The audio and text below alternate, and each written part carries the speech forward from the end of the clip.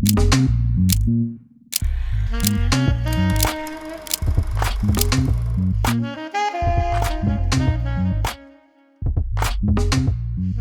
up, y'all? Welcome back to another episode of Point Forward. Myself, Andrew Iguodala, my main man, E.T. We got somebody that doesn't talk, man. We got a special guest, man. I had to tug of war pull to get this man out of his shell, but really excited to finally have him on. Been asking him all postseason.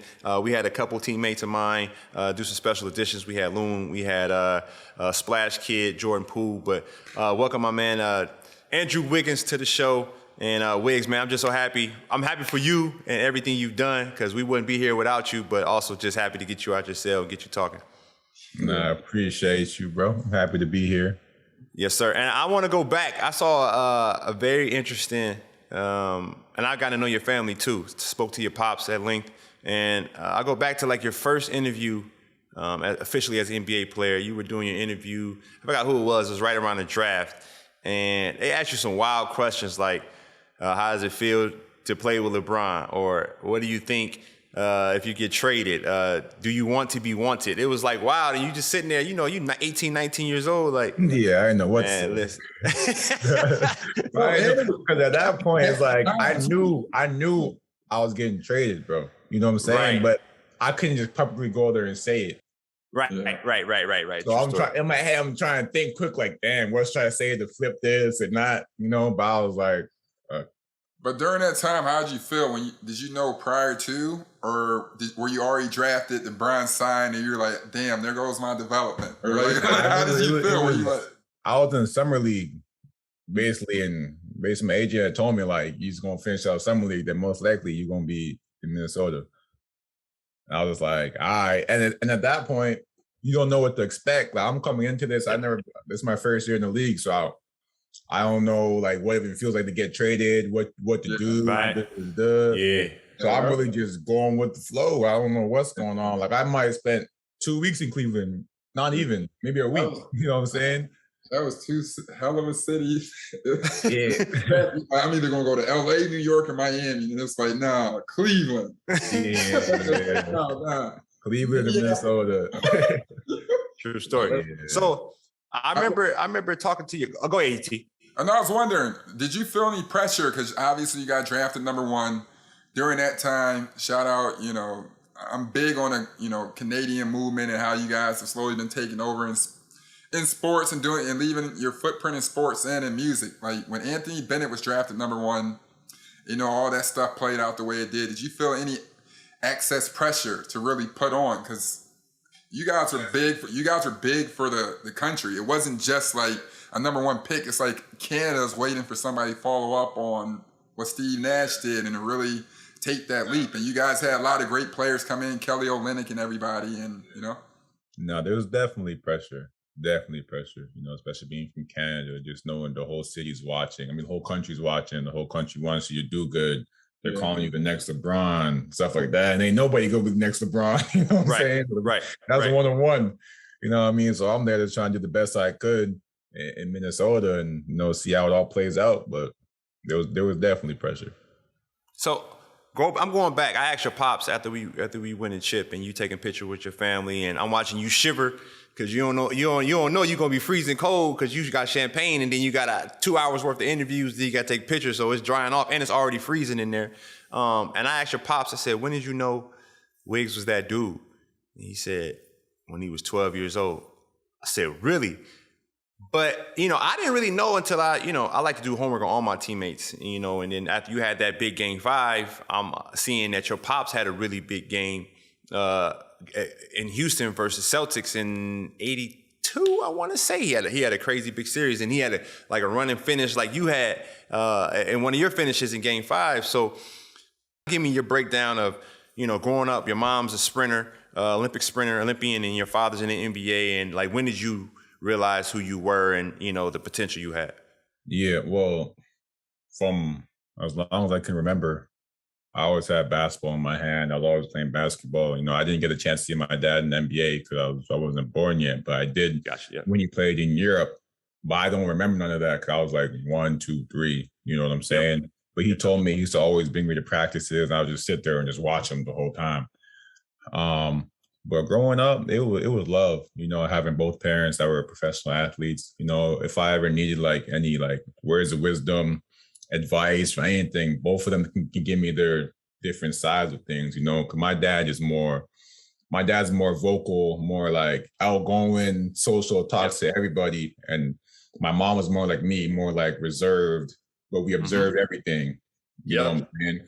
But it's been great. Like elementary school, I ran track till 8th grade. I ran 400. I was 100-meter and triple jump. You know, those okay. are my events. Yeah, those are my events.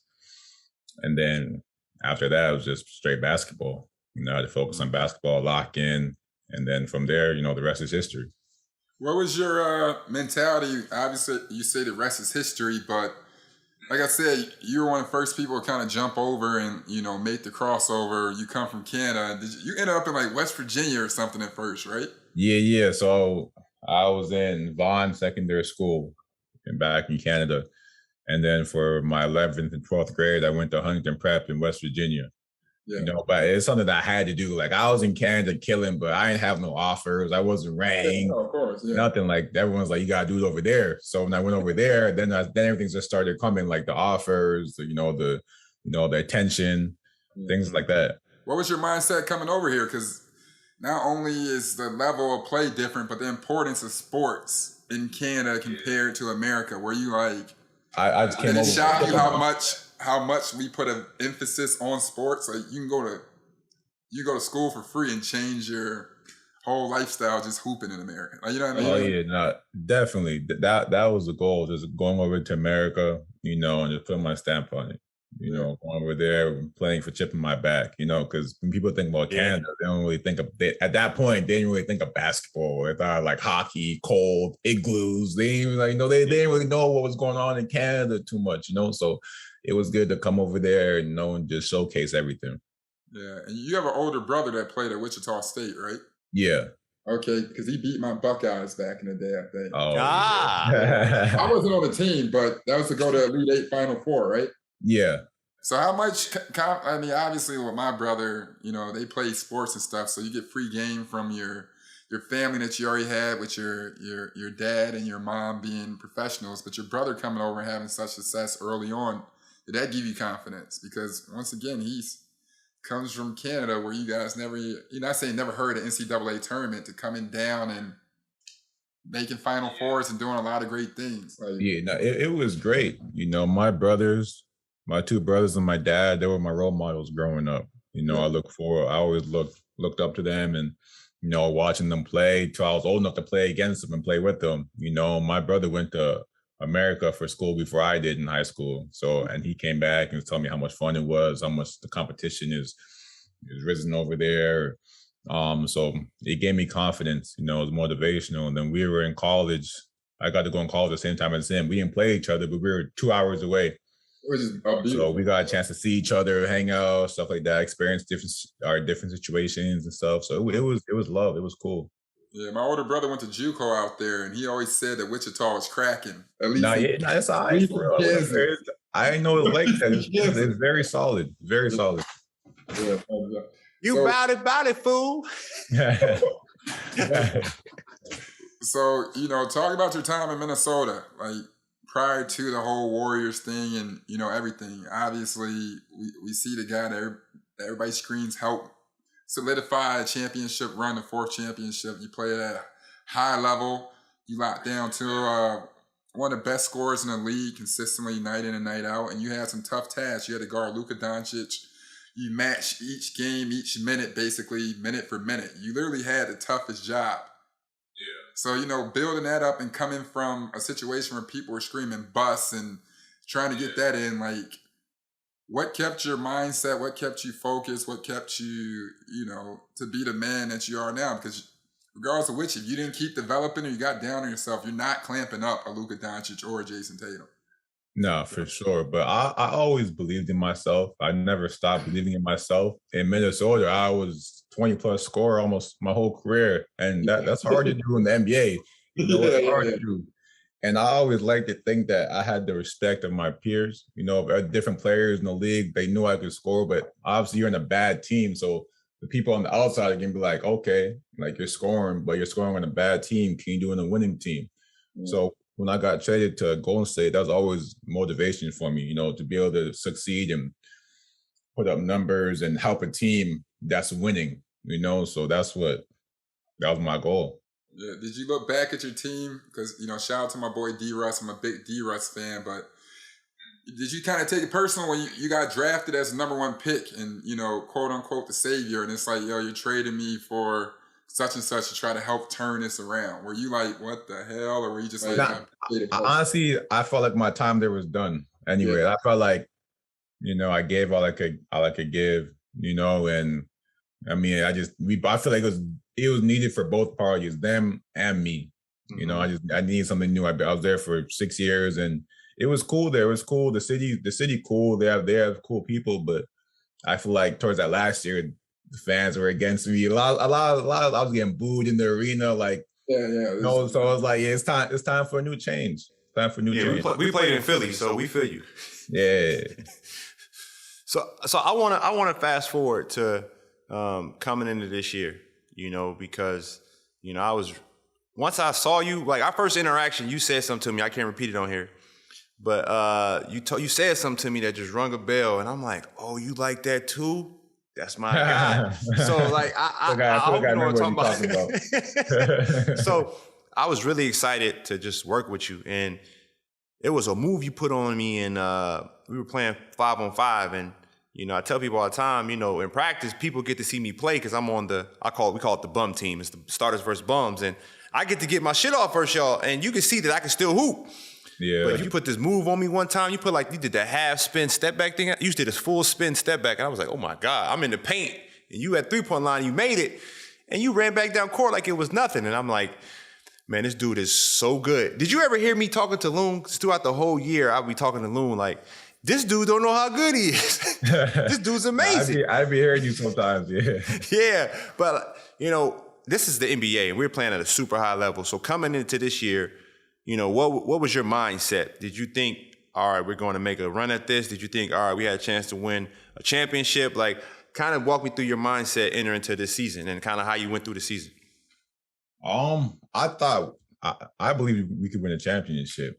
You know, I feel like last year, at the end of last year, we didn't win the play-in game, but the team was hooping at the end. Like, we were on a nice run. We were winning, like, we were those last like 15, 20 games, like we were playing good basketball. And then the next year started and we were hooping again. And I always believe we can win a championship. And then we started off hot and I'm like, damn, we don't even got Clay yet. Like, yeah, we got the second best record in the league and we don't got Clay yet. So I'm like, man, when Clay comes back, this is going to be scary. And it's crazy because we didn't play our first, like me, Steph, Draymond, and Clay. We never played our first game together to the playoffs, the first game. Yep. So like, man, when we start gelling, it's over. Like, when you showed up to the Warriors, obviously, and you comprehended going into the season, did you look at yourself and be like, all right, if I know what I know, the championship is going to come down to me and how I play?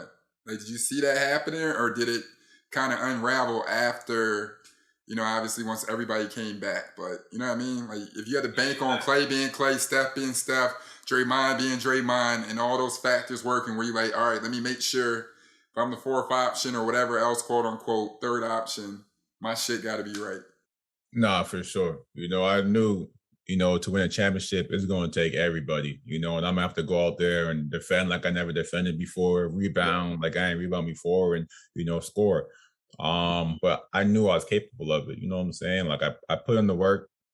I feel like I had a good regular season. So I was like, this postseason is going to be interesting. You know, I feel like it was going to be a good place, a good stage to showcase, you know, what I could do. And it's interesting because you were the second best player, arguably in the series. And I know JT, your man's ET, but you know, speaking on the way you rebounded the ball, and I'm still in the question from ET because ET's like, man, I got to ask him. Yeah, for sure. How does a man have a 43-inch vert and you just waited till the playoffs to start rebounding, getting 15, 16, 17 rebounds a game? Because your high was 11. We used to get on you all season, about that. But I don't know what it was, but you start getting every rebound in the playoffs. I mean, offensive rebounds. You were getting everything. So, like, what were you thinking, or what was your preparation like that just turned that switch on?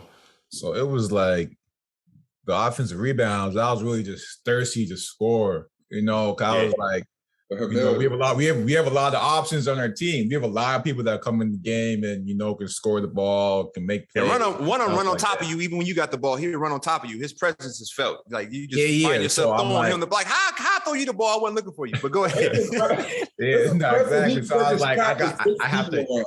You got to figure out different ways to get it. You know what I'm saying? So I was like, let me try and get my feet wet, go in there. Rebound the ball, and especially when we played small in the Memphis series. Yep. And I had to rebound. And I'm in the rebound. I'm like, this ain't that hard. Like I can rebound. Like, and from there I just kept with it. I was like, and it's like it helps us win and gives more possessions. And I'm like, bro, I can do this. Like I can't see. I'm never gonna average 4 rebounds again. I don't know how. That's a fact. Bro, I used to guard you, and I used to be like, bro, how is he averaging 0.7 rebounds per quarter? Like, I'm not being a high flyer, and I was getting 6. I'm like, bro, this dude right here. No, I wasn't really thinking straight. So, but I look back now, like I don't know how that was possible. I remember back when I used to play, like in college. I'm like, man, I tell people, like, if you average 17, cool, but 7 look way better than 4. You know what I mean? So if the ball going out of bounds. Say that bad boy, but like, shoot, you 20 with your 12 with your 20? That's a hell of a night. That's a max extension. It looked a lot better. Do that for your parents. They gave you the gifts to do it. Like, shit. Yeah. No joke. Facts. Now, I want to go back to the All-Star game. How much noise do you hear? You know what I mean? Because, some folks might try to feel a certain way about you starting in an All-Star game. And, same way Steph telling guys to shut up. This performance you put on in this finals, shut up. They all can shut, because, you were the second best player in the entire series. So going back, starting for the All-Star game, just kind of tell me what type of emotions did you have, and then how was the experience? Yeah, but you hear the noise. You can't help but hear the noise. You gonna hear it, but I always look at the positive of it. I'm like, I ain't put myself here. I did the work, but I ain't vote myself in. You know what I'm saying? Right. So obviously, I did something right. But the emotions going into the All-Star game, it's kind of like it didn't sink in till after.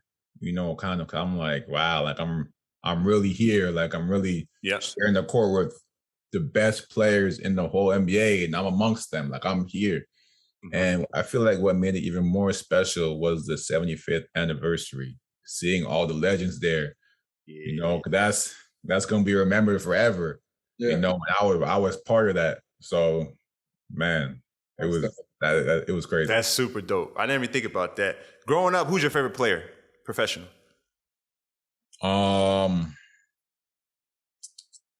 There was a couple. Vince Carter was like a hometown legend for us, but like AI, he did something to me. Like he was probably my favorite player.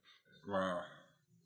And I would say everyone has a person they model their game after. Was there somebody you modeled your game after, or you just, you were just like, I'm gonna be me? I'll tell myself I'm gonna be me, but I loved Kobe. I loved his game. I love his fadeaways, his footwork in the paint, everything. And I remember y'all had that moment. I don't know why I always remember these things, but you had that moment with Kobe where you was like, I got that move from you. Yeah, that was dope. That was like. Was that your first game against Kobe? Nah, it wasn't my first game. No. Okay. It wasn't my first game. Because everyone has their first game memory playing against Kobe. Yeah, but Evan, how was yours? Was that the one in LA? Oh, that was the one we had a hell of a memory. I was on the court. I was and I getting got served on the court, about court. and you was getting served on the bench, man. So what was your first game against Kobe? How was that? Mine? Wigs. What's Telling me, I'm like, Yeah. the fuck. I don't remember for real. Because that whole, I want to, because when we played versus you, my rookie year, your rookie year, and I was in Boston. I remember so many people, it seemed like I was on the other side, it seemed like so many people were talking to you and instructing you, and it seemed like you're trying to find your footing. Where even then, I can understand why you're saying I don't remember, because even when we were playing versus a kid, I'm like, he's going to be good, clearly, but everybody's like, be a star now, be a star now. Like, I feel like that whole first year was kind of like just a whirlwind. It was a lot. It was a lot of voices, a lot of people telling me different things or how to do something. But, eventually I just learned how to block it all off and just, play my game, and do what I want to do in the court. That's crazy though, because like I should ask you this: who was your favorite vet? That guy that was always giving you the right advice, and it was always helping you play. It wasn't getting in your way. Because I always tell people, the rookies, find somebody that's not competing with you that's gonna help you, because you get a bad vet at your position, he'll steer you the wrong way to keep his career going. So like for you, it would be a point guard most of the time. Like I had Andre Miller, who was amazing. I had Aaron McKee. I had Kevin Love. I had really good vets. Andre for 1 year. Andrew Miller? Yeah. That 1 year, it was my second year in the league. We had a bunch of vets that year. I had him. I had Tayshaun Prince. I had KG. Oh yeah. Good. Oh yeah. Yeah, those guys are amazing. Like KG was amazing, man. Amazing teammate. Didn't want nothing from you. Just wanted to see his young guys do well. And he still hits me up till today. Like we're still cool. Like that's OG right there. That's big bro. I like hearing that, because when you don't play with KG, I know guys that they want to fight KG on site today. Like it's a guy that I know. He said, if I see KG in the supermarket and I'm 85 years old, I'm swinging on him. I said, fam, it ain't that serious. It ain't that serious. But KG made a guy cry on my team. ET, you weren't there yet. In Boston. And I don't want to embarrass him to say his name. Dude was crying on the bench, man. Damn. KG's intense for real, though. Yeah. He's intense. He's definitely intense, but by the time we hit 26, 27, you start paying Uncle Sam all them taxes, bro. Oh, yeah. Fuck what KG talking about. And intimidation, bro. Like, eventually, when you start becoming a man, it's like, bro, mind your goddamn business. Yeah, you got to take it the right way. Or if he's talking shit, let it shit go through one ear out the other. Yeah, no, of course, because he's an ultimate competitor. I'm just saying in general. Like, you hear a lot of stuff, but then when you break it down, it's like, man, you listening to another man this much, bro. No, that's facts. It's all about your business. So let's take it back to, kind of the playoff run in the finals. And, you do a hell of a job versus Luka in terms of, it was almost like preparation. We always talked about each series was prepping us for the next series. So we had Denver, and that prepped us for Memphis, and then Memphis prepped us for Dallas, and Dallas prepped us for Boston. And, guarding Luka and doing all that work kind of prepped you for, the load you would have to carry against Boston. So kind of walk me through each game into the finals. What was it like walking onto the court in warm-ups and then that ball going up in the NBA finals? Because you can't explain what the finals is like until you actually experience. So what was the whole finals experience like for you going into it? Just anxious, kind of like the night before, like it's kind of hard to sleep because you're so excited and, your emotions are running just for the game. Because you want to win, you want to do good. Like the whole world's no other NBA game going on. So everybody's watching you, not just fans, all the players in the league. So you just want to go out there and you want to do good, So warming up, I'm just trying to prepare myself, prepare my mind, prepare my body. I'm trying to make sure, trying to get a good sweat. So as soon as the ball goes up, I'm ready to go. I didn't want to work my way into it. I wanted, as soon as the ball goes up, I'm in my man's chest. I'm making it hard for him. You know what I'm saying? I'm doing everything I can do. I'm doing to win. You know what I'm saying?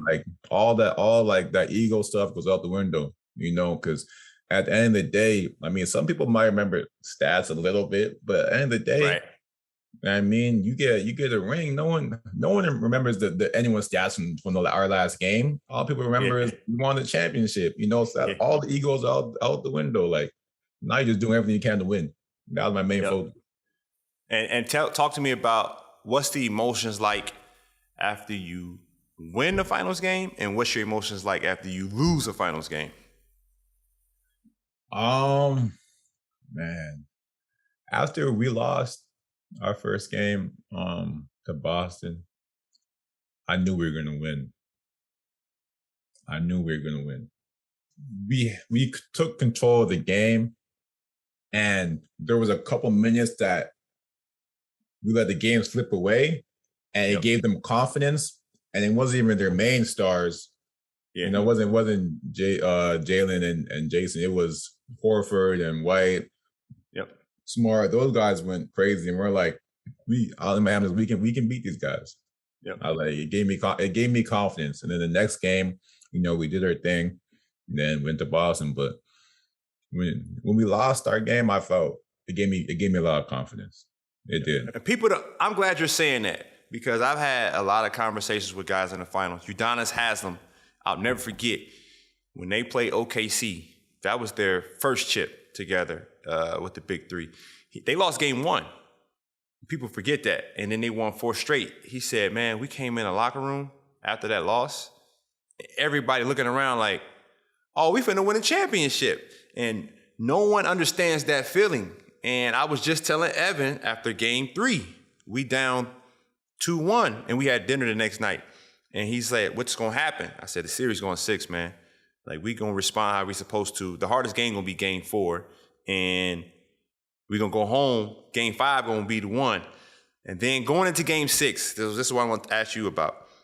We're in practice before game 6. And I asked you, because I'm taking the temperature. I'm the reason why I talk so much and I'm so around in the locker room, I'm just trying to check temperatures. And it has to be organic and it has to be authentic. So I got to really care about you to ask you a question. So I got to get to know my guys. But I asked you, I said, Wigs, I think we gotta win tomorrow. And the way you looked at me and you said, we gotta win tomorrow.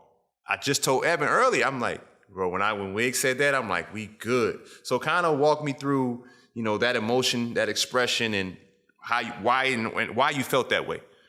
It was just knowing that we're one game away. Mm-hmm. One game away. If we can do this one more time, I can call myself a champion. I wasn't gonna let nothing get in the way of that. That's hard. And then what was the feeling?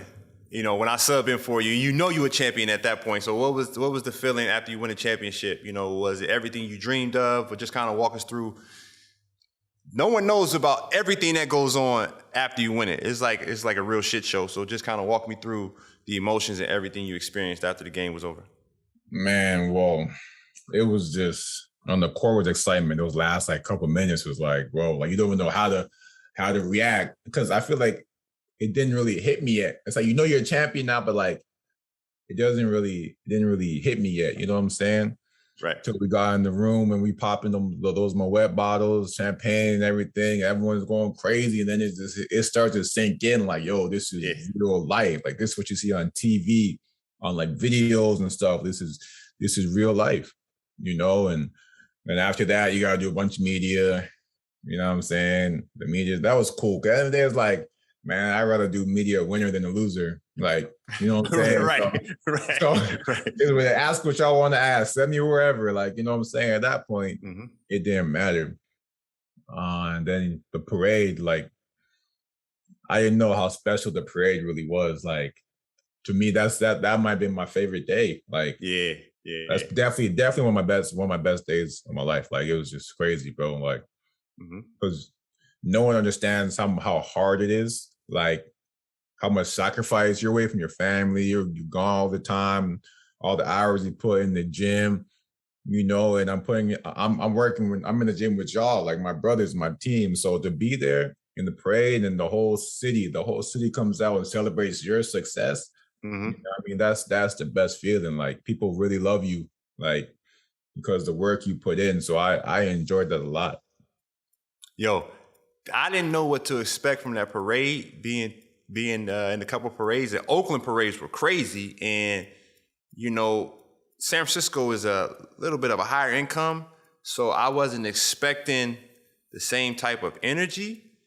But it was busting. I was in shock, like, yo, this parade is everything. Yeah, it was the parade was cold. I'm like, y'all showed y'all ass. We showed our ass. They showed their ass. I'm like, dang, they really out here. We had dude twerking on the sign, on the street light, the high street light. I did see that. Yeah, we had to send a text out. Don't touch the wires. They live wires for the public transportation, because they use the wire ones out here, I guess, connected to the buses.